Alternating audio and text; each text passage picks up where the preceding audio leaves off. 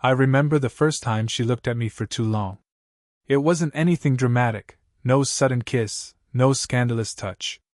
Just her eyes lingering, a second longer than they should have, and the way she caught herself, like she just walked too close to the edge of something dangerous. I should have let it go. She was older, mid-40s, steady, the kind of woman who carried herself like she'd already lived 2 lifetimes. I was just the kid in the room, the one still learning how to hide how much he was staring. But I didn't let it go. That night, the air was heavy with silence. I could hear the hum of the refrigerator, the clock ticking on the wall. She sat across from me, one hand wrapped too tightly around her glass of wine. Not drinking, just holding it, like she needed an anchor. "You shouldn't look at me like that," she said finally, not meeting my eyes. My throat tightened. "Like what?" Her lips curved, barely a smile, more like an admission.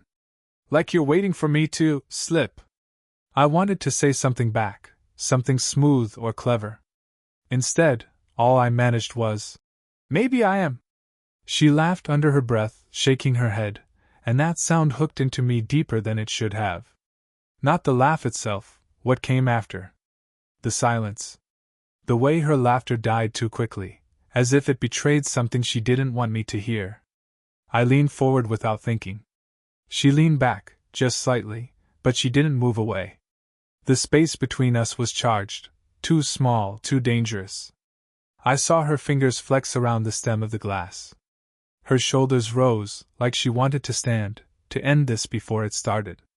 But she didn't. She just sat there, rigid, pretending she was in control. Her voice, when it came, was softer than before. "I shouldn't do this." And for a second, I believed her. But then she did. It wasn't a kiss, not yet. It was the way her hand brushed mine on the table, an accident at first, maybe. Then slower. Intentional. Her skin warm, her touch light enough that I could have pulled away. But I didn't. Neither of us did. The room felt suddenly too small, the walls pressing closer, the ticking clock louder. I knew if I said the wrong thing, the moment would shatter. So I said nothing. She was the one who broke the silence. "You're too young for this," she murmured, her thumb barely grazing my knuckle. I swallowed hard. "You wouldn't still be here if you believed that." Her eyes finally met mine, steady, unflinching. And in that stare, I saw the war she was fighting with herself. Regret, maybe? Longing, definitely. Then she pulled her hand back, quick and sharp, as though she'd touched fire. She stood turning her back to me, pacing toward the kitchen counter. Her shoulders were tense, her hair falling loose around her face. I sat frozen, hands empty, every nerve in my body burning from where she touched me. "You should go," she said, but her voice cracked, just enough to betray her. I didn't move. Couldn't. She turned halfway, not facing me fully, her arms folded across her chest. "If you stay, I'll..." She trailed off, biting the inside of her lip. The silence stretched. Her breathing was uneven now, and so was mine. Finally, she whispered, almost too soft to hear, "I'll do it again." And that's how it began, our impossible, dangerous pull toward each other. I told myself it was nothing, that the brush of her hand against mine could be forgotten if I just pretended hard enough. But pretending doesn't erase memory. It makes it worse. It keeps replaying, louder each time. The next day, I couldn't stop noticing her. Noticing in the way that makes you clumsy, too aware of yourself. The way her hair slipped out of its tie when she leaned over the sink. The faint scent of her perfume that clung to the air long after she left the room. I tried not to watch, but my eyes betrayed me every time. And she noticed. I could tell by the way she carried herself differently around me, as though she felt the weight of my attention and didn't know if she should turn from it or lean into it. At one point, she caught me staring at her hands. Strong hands. A faint scar across her knuckle, the kind you only get from years of working, fixing, carrying too much. She curled her fingers into her palm quickly, as though embarrassed by their history. "Ever been married?" I asked without meaning to. She paused, shoulders stiffening. "Once." Her voice was flat, but her silence after said more than her words. I didn't push, but I didn't need to.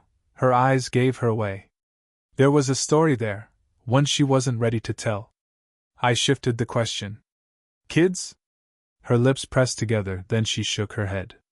No. Just me.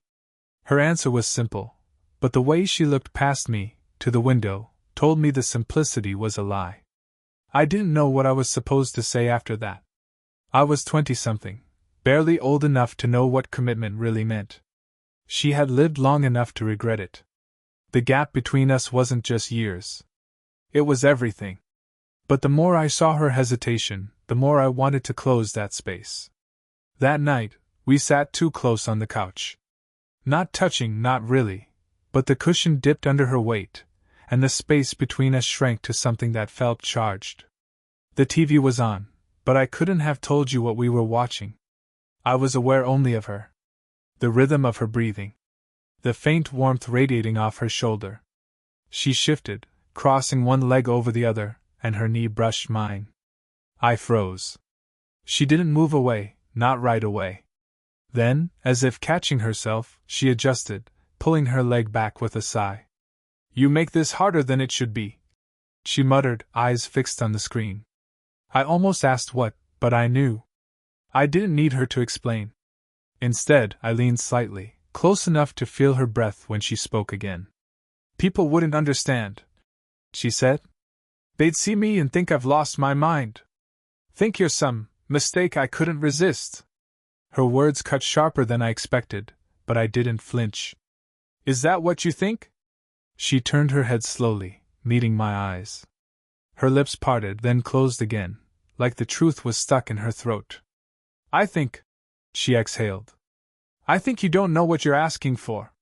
Her voice was low, uneven, but her body betrayed her. Her hand was on the armrest between us, fingers twitching, inching closer. I let mine rest nearby, not touching but close enough. Too close. The silence stretched until it was unbearable. And then, so carefully it almost didn't happen, her pinky brushed mine. The smallest contact possible, yet it stole the air from my lungs. I didn't move. Neither did she. Her eyes flicked to our hands, then back to my face, searching for something. Doubt? Permission? I didn't give her words. Just stillness. Finally, she whispered, "This is stupid." But she didn't move her hand. The TV hummed in the background, forgotten. The room smelled faintly of her shampoo. My pulse thudded loud enough I was sure she could hear it. When she finally stood, it wasn't abrupt. It was slow, reluctant, like tearing herself away from something magnetic. She didn't look at me as she walked to the doorway.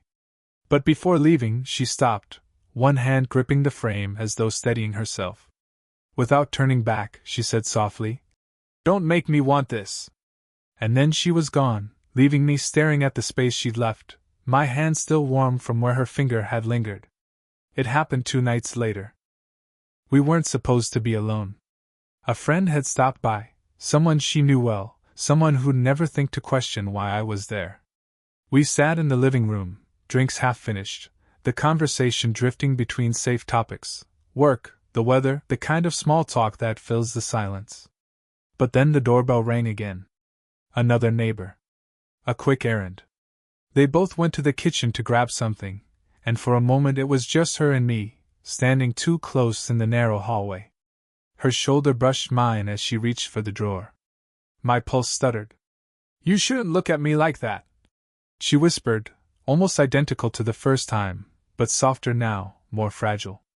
"I can't help it." Her hand froze on the drawer handle. She didn't turn, just stayed there, her back inches from my chest, her breathing shallow. I was about to step closer, when the sound of footsteps returned. She jolted, pulling the drawer open too sharply, silverware rattling inside. The friend appeared in the doorway, smiling, holding a bottle. Oblivious. I forced myself to step back, to breathe normally, though my chest was tight. She smoothed her hair, smiled too brightly, and no one suspected a thing. But I knew. She knew. Later, when the house was finally quiet again, I lingered. I told myself I was saying goodnight, that I was leaving. But I didn't leave. She sat on the edge of the couch, shoes off, her bare feet tucked beneath her. She looked tired, the kind of tired that comes from carrying too much for too long. "Why do you stay?" she asked suddenly, not looking at me. I swallowed. "Because I want to." Her eyes flicked to mine, sharp, searching, as though weighing whether I meant it. Then she shook her head, lips pressed tight. "You're too young to understand what wanting costs." I sat beside her. Not close enough to touch, but close enough to feel the pull. The silence stretched, filled with things either of us dared say. Her hand rested on the cushion between us, fingers splayed. Mine hovered near, not touching, trembling with the effort to stay still. "Do you ever think about it?" I asked quietly. She stiffened. "About what?" "You know what." Her throat moved as she swallowed. She didn't answer. The lamp cast a soft glow on her skin, highlighting the faint lines near her eyes, the curve of her jaw. She was beautiful in a way that made my chest ache, too real, too unpolished, too far from the flawless girls my age who didn't make me feel anything close to this. Her gaze dropped to my mouth for half a second, so quick I might have imagined it. But then she looked away, biting her lip, and I knew I hadn't imagined anything. I leaned in, not all the way, just close enough that I could feel the warmth of her breath. She didn't move. Didn't push me away. Our faces hovered inches apart. My heart pounded so hard it felt like the room could hear it. And then her phone buzzed on the table. The sound broke us apart instantly. She grabbed it, fumbling with the screen, pretending to read while her hand shook. I leaned back, dragging air into my lungs, every muscle in me screaming with what almost happened. Finally, she set the phone down, exhaling shakily. Her eyes met mine, and this time there was no mask, no pretense, just raw fear tangled with something hungrier. "We can't," she whispered. But she didn't move away. I reached for her hand, slow, deliberate. She let me. Our fingers laced together, tighter than before, as if both of us knew we were already too far gone. And still, either of us pulled back. She started avoiding me after that night. Not fully, she still let me in, still spoke to me, but something in her was pulling away. Her messages grew shorter. Her laughter, when it came, sounded rehearsed. But when we were alone, the walls cracked. It was late, the house quiet except for the rain ticking softly against the windows. She sat on the couch, barefoot, a blanket draped over her legs. Her hair was down, loose, framing her face. She didn't look at me when I came in, just murmured, "You shouldn't be here this late." I couldn't sleep. That made her glance up, and the look in her eyes wasn't casual. It was exhaustion tangled with something sharper, something she'd been fighting too long. I sat beside her. Close. Too close. Her hand gripped the edge of the blanket like it was armor. "This is getting dangerous." I leaned in slightly, lowering my voice. "Then tell me to stop." She exhaled, her breath uneven. "You think it's that simple?" Her words trembled, but her body betrayed her, her knee brushing mine under the blanket, her shoulder angled toward me. I reached out, hesitating only a moment before my fingers brushed her hair back from her cheek. She froze. Her lips parted, not in protest, but in something wordless. "You don't know what you're asking," she whispered. "Then show me." The silence after was unbearable. Her eyes searched mine, desperate, conflicted. She shifted slightly, her thigh pressed fully against mine now, her hand half rising like she wanted to push me back, yet it lingered there, caught between resistance and surrender. "I can't," she breathed, but her voice broke, betraying her. I leaned closer, close enough to feel the heat of her skin, close enough that every inhale of hers brushed against my mouth. Her fingers tightened around the blanket, then suddenly released it, falling against my arm instead. A tentative touch, as if she hated herself for it, and couldn't stop. Her head dropped forward for a second, resting briefly against my shoulder. The weight of her, warm and real, made my chest ache. "I hate how much I think about this," she whispered, her lips so close to my ear I shivered. You're not the only one. Her laugh was a breath, bitter and soft. You should be chasing girls your own age. I don't want them. That silenced her. Her hand slid higher, fingers brushing the side of my neck, tentative but deliberate. My pulse jumped against her touch. She pulled back just enough to look at me. Her face was inches from mine, her eyes shining with the storm inside her. If we do this, she started, then faltered. If, I echoed. My voice was rough, unsteady. Her breath caught. There's no going back. We stayed there, suspended in the pool, hearts pounding in the charged silence. Her thumb grazed my jaw, slow, uncertain. My hand slid around the small of her back, feeling the warmth of her through the thin fabric of her shirt. Her lips hovered near mine now, close enough that the faintest shift would close the space. The rain outside grew heavier, drumming against the glass, a rhythm to match the thud of my heartbeat. I could taste the moment before it happened. Her eyes flicked down to my mouth, her breath mingling with mine. And then, she whispered, barely audible, "Don't let me stop." Her words, "Don't let me stop," were still echoing in my chest when everything unraveled. It wasn't even her fault. It was mine. The next afternoon, I got a message from her friend. The same one who had dropped by the other night. Just a casual text, "Funny, you're always around her place. You two hiding something?" The blood drained from my face. I didn't answer. I couldn't. But when I walked into her house later that evening, I carried that weight with me.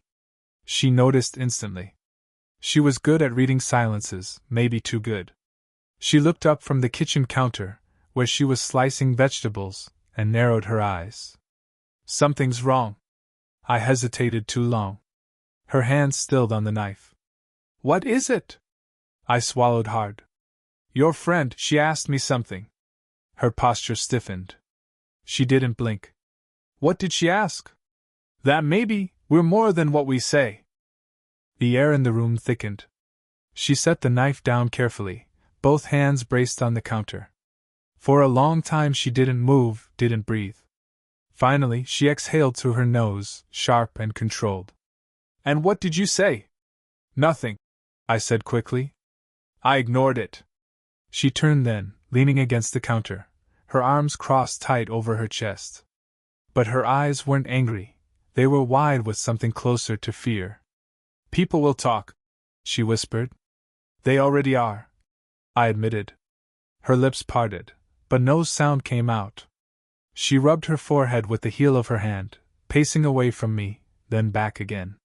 When she passed me, her shoulder brushed mine, not an accident, but not quite intentional either. The touch lingered like static between us. "This is exactly what I was afraid of," she murmured, almost to herself. I stepped closer. "We haven't even done anything." Her laugh was short, humorless. "That's not what it looks like." Her hands were trembling now. I noticed it when she reached for her glass of water and nearly spilled it. I covered her hand with mine before she could. She froze. The silence between us deepened, thick with the truth neither of us wanted to say out loud. "It doesn't matter what we've done, the world will see what it wants to see." She pulled her hand free, turning away, but not before I caught the way her breath hitched. "You should stop coming here," she said, though her voice cracked. I moved closer again, close enough that she felt my presence even with her back turned. "Do you want me to?" Her shoulders rose and fell. She didn't answer. Slowly, she turned her head, just enough for me to see the conflict in her eyes. "You don't understand what this could cost me." "Then explain it." Her jaw tightened. "I've already ruined one life, mine. I won't ruin yours." That should have ended it. It should have been enough to make me walk away. But instead, I stepped into the space she left open, close enough that her hair brushed my cheek as she turned fully to face me. The air between us pulsed. Her hand lifted, not quite touching my chest, hovering there as though she wanted to feel the beat of my heart without daring to. "Tell me you don't feel it," I whispered. Her eyes glistened. She shook her head, as if denying me, but her hand pressed flat against my chest, right over my heart. My pulse thundered beneath her palm. Her lips parted. That's the problem. I covered her hand with mine, holding it there. The heat of her skin seeped into me, grounding and unbearable all at once. We stood like that, locked in silence, the world outside irrelevant. Then the sound of her phone buzzed sharply on the counter. Both of us flinched, as if caught. She pulled her hand back quickly, pacing away. I stayed frozen, my chest still burning where she touched me. She picked up the phone, read the screen, and set it down again without a word. Her back was to me. Her shoulders were trembling. Finally, she whispered, "If you keep coming back, I won't be able to stop this."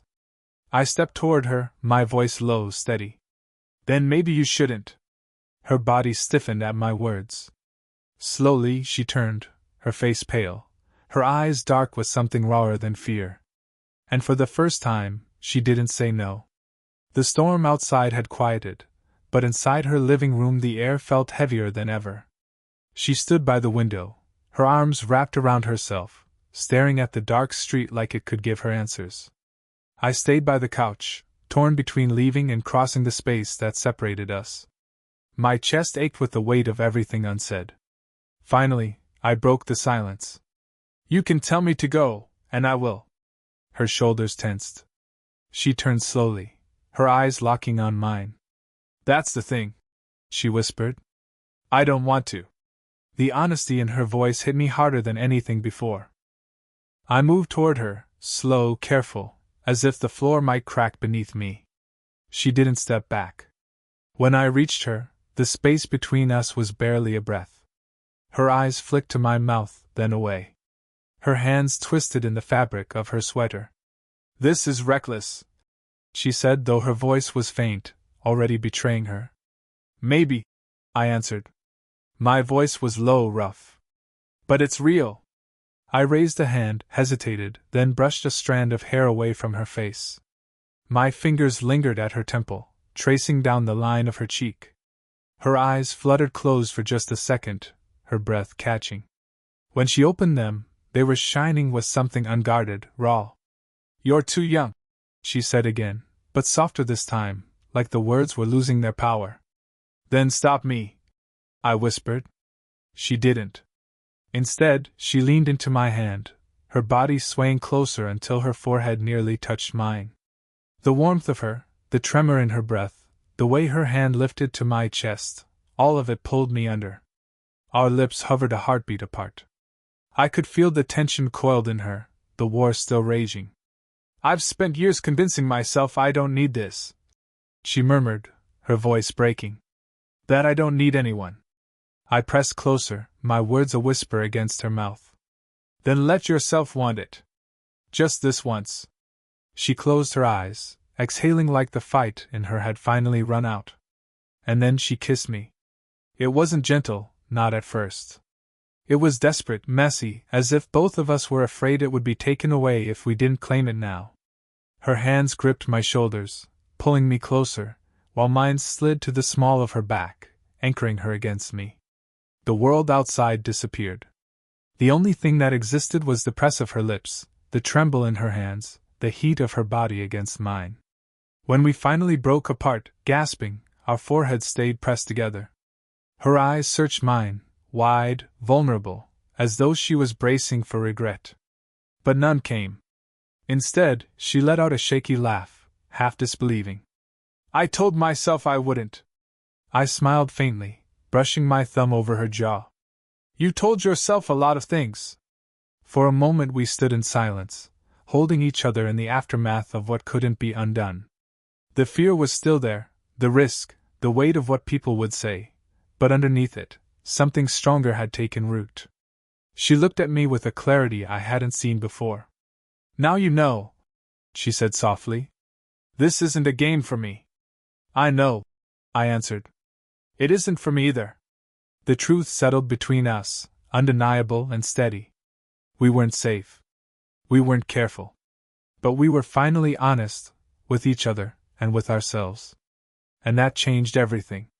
The kiss changed everything, but what came after mattered more. We didn't rush. We didn't pretend the world outside disappeared. Instead, we sat back down on the couch, side by side, our knees still touching, breathing still uneven. The storm had passed outside, but inside it felt like we were only now learning how to exist in the quiet together. She leaned back, covering her face with her hands for a moment, laughing softly into her palms. God! I'm too old for this kind of recklessness. I turned toward her, nudging her elbow gently until she lowered her hands. You don't look reckless. You look. I trailed off, the word stuck. Alive. Her eyes softened, though doubt still lingered there. What happens now? I thought about it, about her fear of being seen, about her friend's suspicion, about the gap between us that neither of us could erase. Then I reached for her hand. She let me take it, her fingers cold at first, then warmer as they intertwined with mine. We don't have to know, I said quietly. We just stay here. For now. Her shoulders dropped, some of the tension leaving her body. She leaned sideways until her head rested lightly on my shoulder. The weight of her there felt right, no hesitation, no mask. Just her. We stayed like that for a long time, listening to the faint drip of water from the eaves, the creak of the house settling. At one point, she whispered, People will judge me harder than you. They'll say I should know better. Let them, I murmured. They don't know what it feels like to be here right now. Her lips curved into the smallest smile, one I felt against my shoulder more than I saw. I turned my head slightly, brushing a kiss against her hairline. She closed her eyes, her fingers tightening around mine. That single gesture, her hand holding me tighter, said more than any confession could. It wasn't perfect. It wasn't safe. But it was real. And in that moment, real was enough. We sat until the rain stopped and silence filled the night. When she finally looked at me again, there was no hesitation in her eyes. No apology. Just acceptance. This won't be easy, she said softly. I smiled, brushing my thumb across her knuckles. The best things never are. She laughed under her breath, shaking her head, but this time she didn't pull away. She shifted closer, curling into me until her body was pressed against mine, warm and steady. We didn't need more words. Just the weight of her leaning into me, the rhythm of her breathing syncing with mine, the quiet comfort of knowing we had chosen this, together. For the first time since it began, she didn't say I shouldn't do this. She didn't say anything at all. And that silence was the clearest answer of all.